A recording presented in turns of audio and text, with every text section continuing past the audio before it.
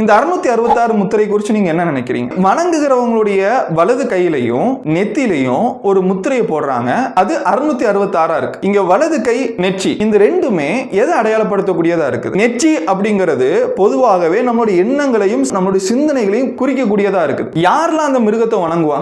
அதாவது தேவனுடைய வார்த்தையை அறியாம இல்ல தேவனுடைய வார்த்தை கீழ்ப்படியாம இருக்கிற உலகத்தை சார்ந்து இருக்கக்கூடிய இந்த உலகத்தில் இருக்கக்கூடிய மக்கள் அந்த மிருகத்தை வணங்குவாங்க. யார் இந்த மிருகத்தை வணங்க மாட்டா?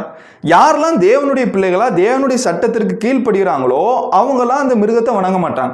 அப்போ தேவனுடைய பிள்ளைகளுடைய எண்ணங்களும் செயல்களும் தேவனுடைய வார்த்தையின்படி இருக்கும். இதுவே உலகத்தில் இருக்கிற மக்களுடைய எண்ணங்களும் செயல்களும் எதன் அடிப்படையில் இருக்கும் அப்படின்னா அவங்களுடைய ஆசையின்படியும் அவங்களுடைய தேவையின்படி இருக்கும். அப்போ இங்க இரண்டு விதமான மக்களுடைய வித்தியாசமான எண்ணங்களை காமிக்கிறதுக்கு இங்க முத்திரைகள் பயன்படுத்தப்பட்டிருக்கு. நீங்க தேவனால் முத்திரை போடப்பட்டிருக்கீங்களா? தேவனுடைய நாமம் உங்களுடைய நெற்றியில முத்திரை போடப்பட்டிருக்கா? இல்ல இந்த உலகத்தினுடைய முத்திரையை நீங்க தரித்திருக்கீங்களா?